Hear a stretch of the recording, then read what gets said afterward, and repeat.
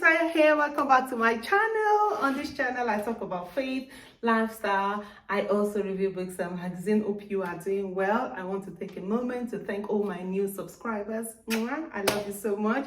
And my returning subscribers, my goodness, you've just been amazing. Amazing. Simply amazing. Thank you so much for your comments. Some of you have sent me private comments, phone calls here and there, just to encourage me. I am super grateful. In this video, I'm going to be talking about parenting and, just some of the things we can do to be intentional about our parenting. Okay, let's get started. So yeah, intentional parenting, as we know, has to be intentional. I mean, there's no two way about it, because if you're not intentional about it, other things are going to come up and they will take your time away. Maybe friends or work or other things will come up, and then before you know it, you're actually losing your children, or you don't even know your children. For some of us, we wake up very early, take our children to the crèche or nursery or kindergarten, and then in the night they come back, we are tired, we shower them, dump them in bed, and then the next morning the cycle goes on and on and on. We should remember that these children also need attention. And even for homeschooling moms and dads, remember, you might homeschool your child. Yes, you're with them 24 hours, 365 days a year, but sometimes you don't even know this child that well, because you're so some of the homeschooling parents have noticed that sometimes they put pressure on themselves because they feel they have to do this much, because maybe that child counterpart or colleague in class is doing so much, and then you have to do so much, and then you have maybe 4 or 5 or 6 children to cater for. It can be a bit daunting, and before you know it, you're beginning to miss out on each of the children. So please correct me if I'm wrong, but I've heard of some of these things. If I haven't heard, I won't say it, okay? So sometimes you can have the children and yet you don't know the children very, very well, just because life gets in the way or you have other things happening in your life. All right, so this video, like I said, if you want to watch any of my videos or maybe the previous ones, just look at my playlist. I have a lot of videos here and there that might interest you, and who knows, it could be a blessing to you or somebody that you know, or somebody that knows somebody that knows somebody that knows somebody that you know. So anyway, let's get right into it. The first thing is prayers. We cannot overemphasize the importance of prayer. Okay, every night by God's grace, I go to my children's room, I pray over them. It's not like a prayer of Father Lord, 10 hours you're still there, knocking on the gates of heaven. No, it's just a quick prayer walk in their room, because I don't know where I know where they've been in the day, but sometimes it's always also good after your family devotion, after your prayers as a family, still pray over them while they are sleeping. Pray over their mind, pray over their emotion, pray over their understanding. Just pray over them. And sometimes when I'm doing my son's hair, I pray over his head. Yep. And my daughter, when I'm doing her hair, I pray over it as well. Because you can never know. You can never know. Even when you homeschool them, you still need to pray over them. Prayer is never too much. Don't think, oh, because my children are not out that much, I know what they do, I know, but you don't know the heart of a man. The Bible says that the heart of man, including children, as long as they know what they are doing, is desperately wicked. It's desperately wicked. Who can know it? So you still need to emphasize the importance of prayer for yourself, for your partner, and for your children. Okay, like I said, the prayer doesn't have to be 100 hours. Few seconds is fine during the day. Sometimes, maybe for any reason, I just feel a urge in my heart and I can't really go into the room. Maybe the child is doing homework or is maybe in a Zoom meeting, and as soon as I enter, maybe, I don't know, but sometimes, just long story short, I just put my hand on the door and I pray over it. Lord, I thank you for this child. I commit her heart into the Lord, and that she or he will be connected with you. Another thing you need as a parent is compassion. Be compassionate. They also, as much as you are going through a lot, they are also going through a lot. So sometimes it's good for you to take a back seat and put yourself in their shoes to see what they are actually going to. So be compassionate about them.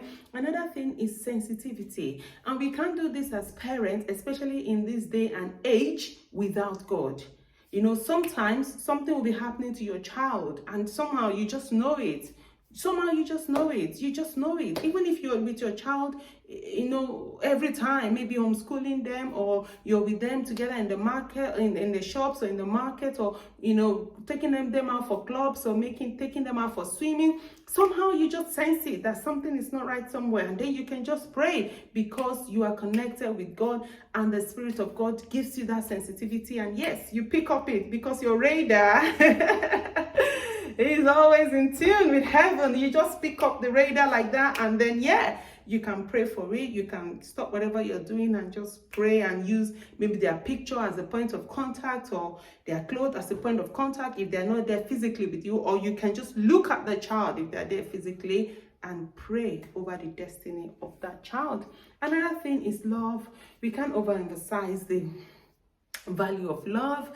Honestly, intentional loving, like genuinely loving, and that the child would know that you're actually loving him or her. You know, wrap your hands around them, call them pet names. Oh, my princess is here, or my queen is here, or my prince is here, or this amazing woman is here. When they dress up and you are happy with it, oh my goodness, you look smashing, you look beautiful, you look handsome. You know, you praise them, you love them, you shower them. You know, don't be selfish with your love. Just shower it upon them. Let them know. You know, when you're putting their food on the table, maybe they are busy, you serve it very well. You let them know that they are very special. You know, sometimes when my kids are maybe doing maybe an online course or an online lesson, you know, I go to their room with sliced fruits, you know, put it in a nice plate, put something in, like a fork on it or something, just to eat with it. And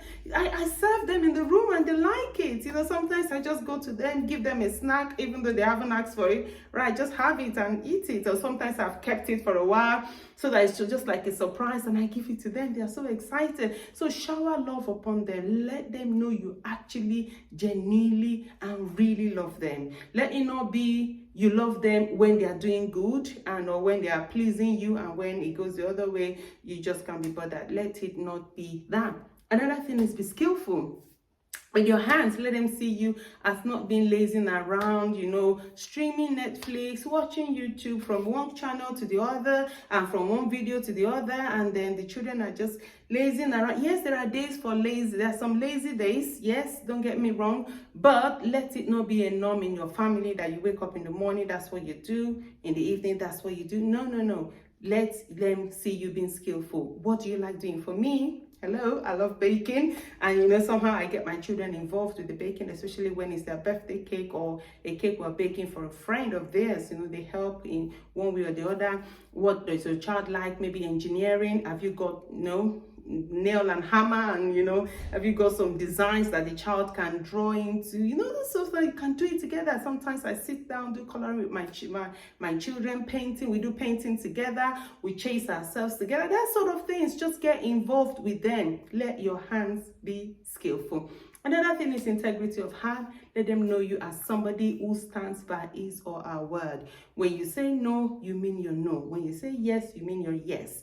And let it be in partnership with your partner. Like, it's not like it's mommy's decision and then I can go to daddy, or it's daddy's decision and I can go to mommy. No. Let it not be that. Let it be something that you both agree on, so that the children have no place to run to run to, okay? But integrity is very, very important. Let them know you are somebody who tells the truth and stands by the truth.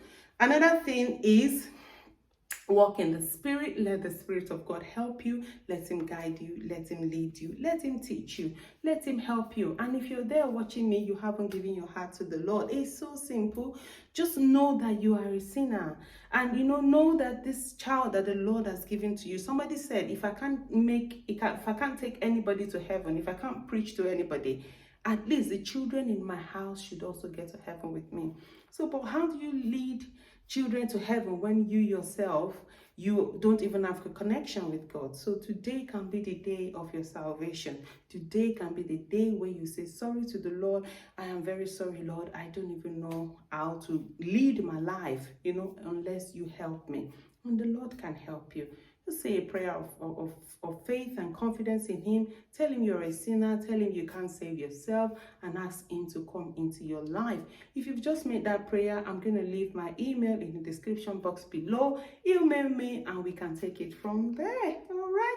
Don't forget, whatever you do, to keep going, keep moving, and don't stop. And whatever you do, keep loving the Lord, okay? Being intentional about your parenting. And I'll see you in my next video.